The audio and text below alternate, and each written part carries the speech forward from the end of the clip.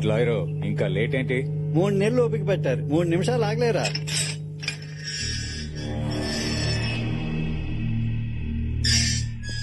అనయ్య రా, పెద్దని ఎదురు చూస్తున్నాడు. నేను రాను.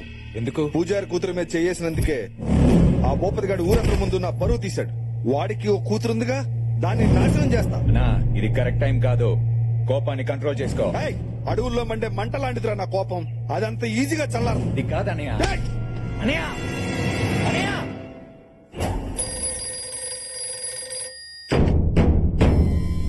భూపతి గారు, ఆ శివారెడ్డి గారు తమ్ముడు ఇప్పుడే జైలు నుంచి రిలీజ్ అయ్యాడు సార్. మన అమ్మాయి గారిని ఏమైనా చేస్తాడని భయంగా ఉంది సార్. తమ్ముళ్ళు ఎక్కడ్రా?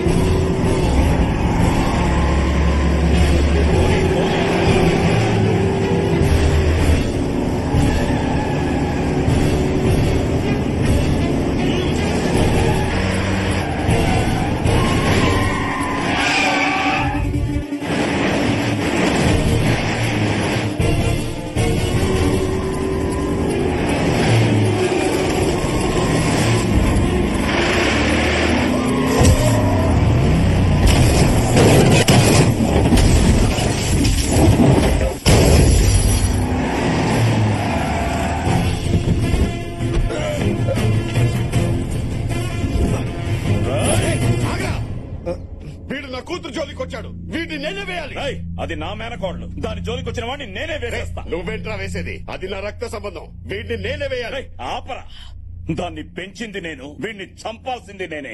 డిస్కషన్ వద్దు. నువ్వు డిస్కస్ చేస్తావు, నేను డిసైడ్ చేస్తా.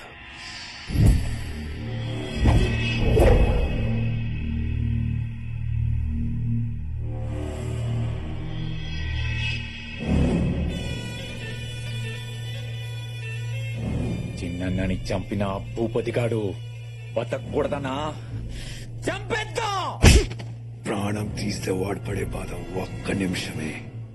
వాడి ప్రాణానికి ప్రాణంగా చూసుకునే వాళ్ళ ప్రాణం తీస్తే జీవితాంతం బాధపడతాడు, ప్రతిరోజు చేస్తాడు. వాడి ప్రాణం కన్నా వాడి ఎక్కువ ప్రేమించేది వాడి కూతుర్నే. అది ఎక్కడుందో వెతకండి.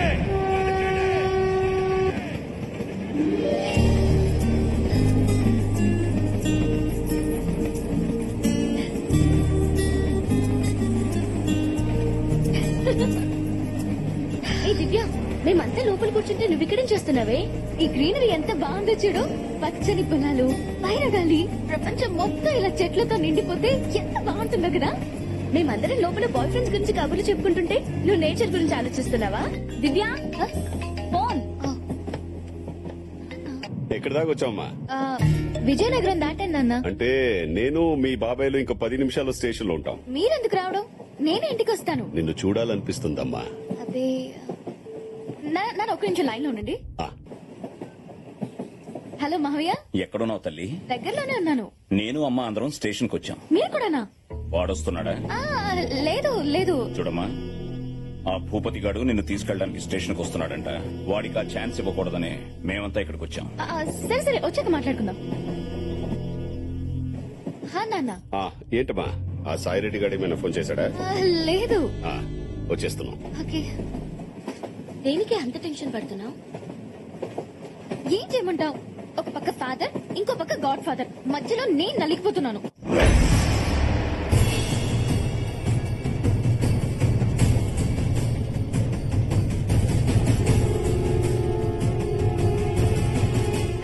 గణేష్ చందాకి వచ్చినట్టు ఎంత మంది వచ్చారో చూడు. ఫోన్లేమ్మా, ఎంతో కొంత ఇచ్చి పంపించేద్దాం. అన్నా, డ్వాక్రా మహిళల మీటింగ్ ఆడవాళ్ళని తీసుకొచ్చినట్టు మన పెళ్ళాలను ఎలా తీసుకొచ్చారు చూడు. ట్రైన్ దిగ్గానే దివ్య మన బండి ఎక్కుద్దని తెలీదు. మరదే అన్నయ్య, ఎట్టి పరిస్థితుల్లోనూ దివ్య మనతోనే రావాలి. వాడే కాదు, వాడి బాబు వచ్చినా దివ్య మనతోనే వస్తుంది.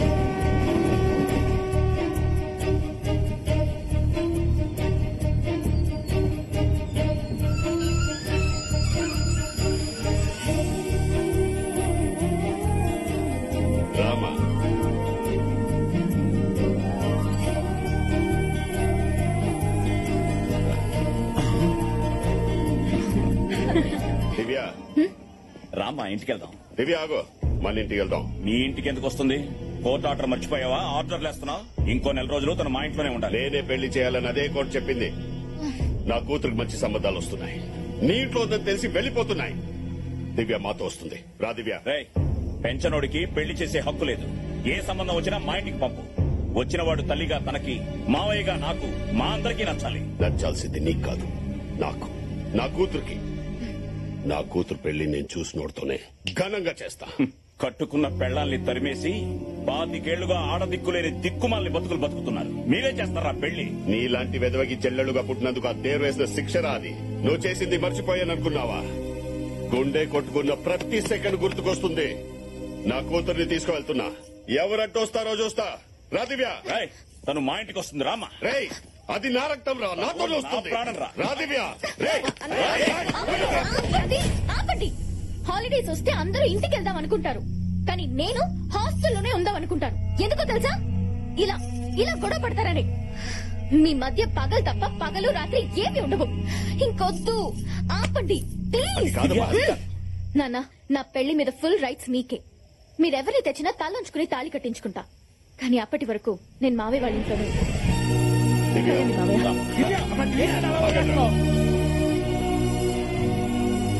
పెళ్లి బాధ్యత మనదే అందిగా, అది చాలు. సరైన అల్లుడిని వెతకండ్రా.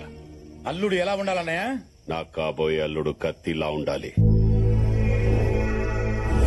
శత్రువు గుండె మీద కాలు పెట్టి మాట్లాడే దమ్మున్న మగాడాయి ఉండాలి. వాడున్న చోటు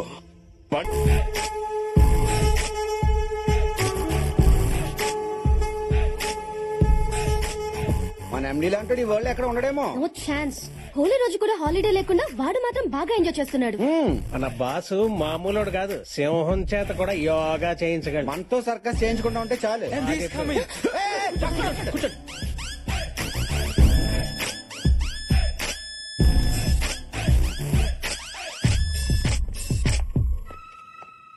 గుడ్ మార్నింగ్ సార్.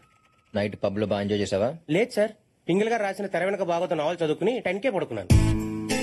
నువ్వు అబద్ధం చెప్పినా ఈ ట్యాగ్ నిజం చెప్తుంది. ఎంత అయింది? 500 euros. బిల్ కాదు, టైం. నైట్ 3 అయింది. మిస్టర్ శాస్త్రి, నాకు కావాల్సింది వర్క్ ని ఎంజాయ్ చేసేవాళ్ళు, వర్క్ ని పక్కన పెట్టి ఎంజాయ్ చేసేవాళ్ళు కాదు. ఇంటికి వెళ్ళి రెస్ట్ తీసుకో. Thank you sir. ఇవాళ నీ శాలరీ కట్. సార్ ఒక డౌట్, ఆ ముగ్గురు శాలరీస్ కూడా కట్. ఇడి కళ్ళు వెనక ముందు ఉన్నట్టున్నాయి. అమ్మయ్యా, మన జోలికి రాలేదు. మిస్టర్ రావు. సార్,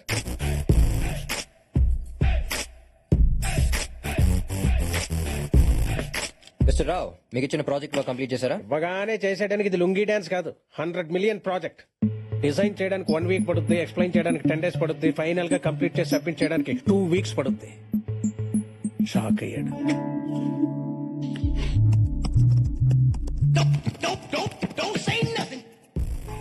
సారా, తిరిగే మీద print out from the other room. Okay sir. Race లో మీరు వచ్చే మలుపు గురించి ఆలోచిస్తారు, ముందున్న గెలుపు గురించి ఆలోచిస్తారు. మీరు సూపర్ సార్. అసలు మీ గోల్ ఏంటి సార్? లైఫ్ లో గోల్ ఉన్నాడు రీచ్ అవగానే రిలాక్స్ అయిపోతాడు. ఏ గోలు లేనోడు ఎక్కడికన్నా దూసుకెళ్లిపోతాడు.